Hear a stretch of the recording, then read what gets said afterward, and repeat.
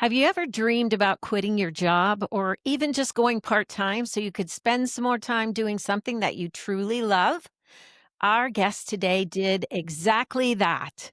Cindy Crawl was a full time teacher with a growing passion for jewelry making. So, what she started was a creative side hobby that turned into a call that was louder. And Cindy knew that she wanted to make more space in her life for it.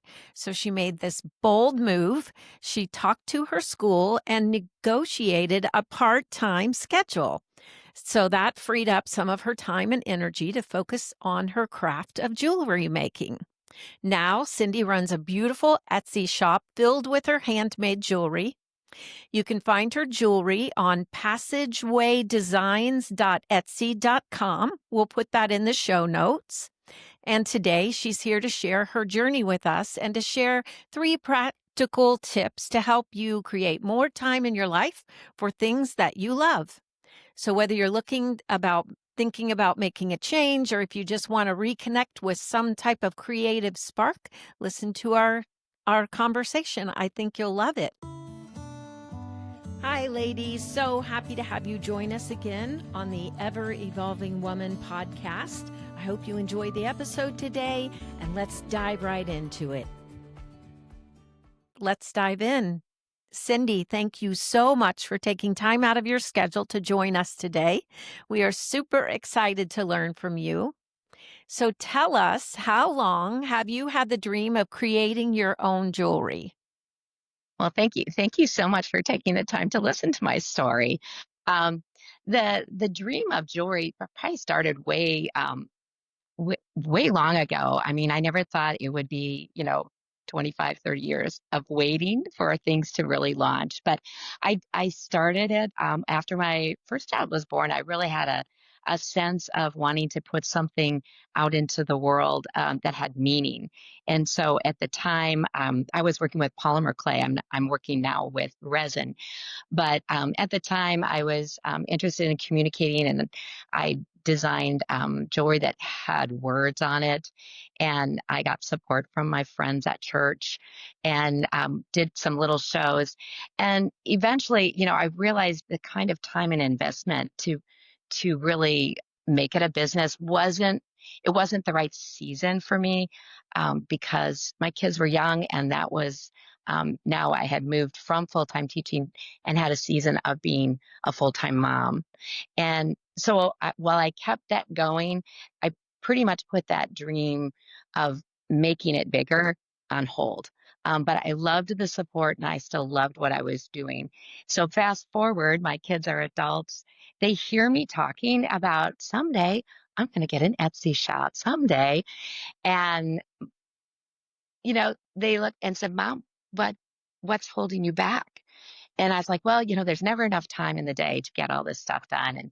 And I'm just playing around. And they're like, no, if you really would like to do this, you have to make time. And so my husband had recently retired, and he was filling his life with some very meaningful things. And I looked at the possibility of doing the same. What is a meaningful thing for me to do? And I said, well, this is very life giving, that creative pursuit. So, with that, I talked with him, and he said, I said, I'm not ready to quite give up full time teaching, but I still love teaching art. And, but I don't know how art teachers would teach part time. So I said, I just don't know how that would work. And he's like, well, you need to talk to your administration because you don't know. So my word this year has been the word open, to be open to something that maybe I can't see, but surrounding yourself with people that are there, maybe with a different lens, and, and encourage you to just, step out of that comfort zone because you've already kind of written enough, no, that can't work. Well, how do you know? And I did. I went ahead and asked, and it was just the right timing with the right people. And at that time, the schedule was being reorganized and changed, and the pieces fit together. And I never would have dreamt that that was going to end up being a yes. The right people came on board. And so here I am with this time that I kept saying I needed. So once that was in place, then the next steps were, what what to do next. And so I moved out of polymer clay into resin because my daughter had seen something and she's like, Mom, do you think you could ever make something like this? Because it was jewelry, but it was a little bit different. And I was just fascinated with resin because it was like the best of both worlds. I'm very hands on and I love miniatures and nature. And so it had floral um, and um, it was like glass to me, and I loved enameling when I was teaching. Initially, I was able to teach some enameling, and I did a little enameling on my own, but it was not a real kid friendly thing. So when I was raising kids, I was like, I don't need all this stuff in a kill. So I just kind of set that aside. And so this was just like, oh my goodness, this is all of what I love. And it would just all kind of came together. I made her a piece and she was in love, and I became in love with working with resin. And so for the past year, I've just really delved into teaching myself something new and incorporating all of what else I know. And it's just been perfect. So I've just loved it. So that's been my journey up to right now, like how I got here. And so lots of encouragement from friends and, getting the Etsy site set up. And my husband has been holding my hand through all this because I am not a business person. I'm the maker, the creator. And I just kind of lean on those who know and can advise when I'm like, I don't know what to do with this. I love that, and that's kinda how I've, taken this podcast on. It's like I'm learning as I'm going, but I've met so many interesting and wonderful women at this stage of their life that are exploring something new or starting something new in their life or learning something new. I love that we are still all passionate about learning new things. And I just love your story. And I actually have had the wonderful pleasure of meeting Cindy's daughter. And she's a fantastic person. And I love that she encouraged you to do this. I love how they kind of pushed you like when they were younger, we pushed them out of the nest, and now they're pushing you out of the nest. Come on, mom. Yeah, you I can do. Well, yeah.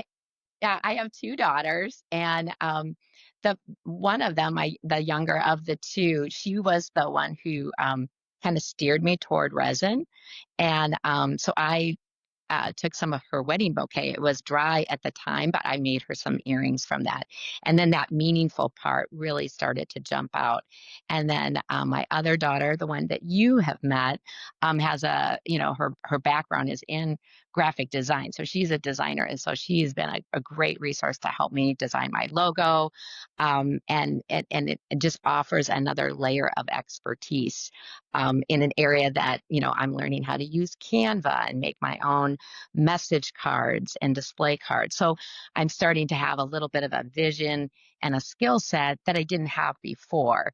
And then people coming alongside me to, keep cheering me on. So that's huge. I think it's also super fun. My kids have been encouraging me about this podcast as well. And so I think it's super fun to have, to learn from your children. Yes, We taught them and now we're turning around and learning from them and that wonderful relationship that you can have sometimes when you have adult children. That's a whole nother podcast, but, absolutely. Yes. super. Yeah, super fun. Well, tell me now, Cindy, what does success look like to you now? Well, again, just it feels like a huge success that I actually set up the Etsy site and that it's running and that I was patient in that it's a huge world of jewelry and just so many cool products. Um, and my daughter again advised me, is like, Etsy is one place, but also I said, I love people. And Etsy's a little step removed from that direct sales of talking to someone or showing them your work. So she encouraged me to reach out to shops. And so right now I have my work at three local shops where I can experiment with different designs and see things that are selling. And that's been really good because that gave me a little traction and I was getting some sales and then one of the stores was interested in an eclipse from last year's beautiful solar eclipse. And so that inspiration brought me to a design that I posted it on Etsy, and it was just the right time for that particular product to get out into the market. And so that gave me traction on Etsy, and it gave me some confidence that that was a place that I could actually reach more people besides just the local area that carries my work. So that was a huge success. It was just that things I was making were being um, purchased and enjoyed by people, and that was huge. And then now it's just continuing to challenge myself with coming up with ideas and continuing to find ways to um, place meaning in things like my mustard seed designs have a faith base that is really you know fueled me to keep diving into that part of my Etsy site deeper. And then my local shops have that, but also experimenting with other things, and then just balancing that with the freedom that that part-time job gives me with being able to do things with my husband. I hope to volunteer later with other meaningful places when I'm fully retired. But it's just it's it's so successful to also have my family be alongside this, and that's the cool thing with adult kids. They're in that world and they just offer adult advice to their adult mom, and I really appreciate it. And so, and my husband's been just 100% just with me all the way. And he's been so encouraging and supportive. So, and friends, my work friends, they're just like, go, you can do this. And so that's wonderful. That's to me that just continuing to step forward is successful. I don't have to become a business to be successful. It's just really enjoying what I'm doing, um, and just loving it. So that's success. I love that. I love and really, I do feel the older I get, it's like life is about enjoying it. So, if you enjoy what you're doing, it makes life fun, and that's what we all want. I love that, Cindy. Um, Tell me, what advice would you have for women who are in this mid stage of life who really feel that pull to pursue a dream, but they're just not sure how to start? What would you tell them? Um, well, when I was challenged, like, well, so what are you going to do next? Well, I'm tentative. There's always that fear of failure or what if, and I just had to start. Um, so for me, it was like reading things, watching things online, and just kind of feeling like, okay, I understand what I'm doing, and then setting some real goals. Like if you write it down and you give yourself a target, like by this time, I'd like to be here, or I'd like to design 5 things and I want to learn how to photograph them. So I would just start that goal. And when I reached each goal, I would just set another goal that was reasonable, but I also needed accountability.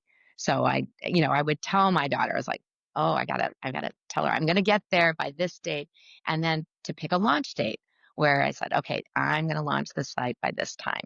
And so taking those steps, and then also being willing to be flexible and maybe change direction. What I thought I might do, now I'm leaning this way. It's just that flexibility is huge. So just setting those goals once you feel ready to, give yourself that pathway. And then the doing, that would be the next step, is actually taking those steps, launching that site, and then getting, I think, hearing back from people, that feedback and that encouragement, um, and then that willing to be flexible, that and evaluating who do I want to reach with what I'm doing, what's my demographic. So it is, that lifelong learning piece, Yeah. which is huge, and still being, you know, flexible enough to know that maybe this isn't working, but don't give up. Or this didn't work, what did it teach you?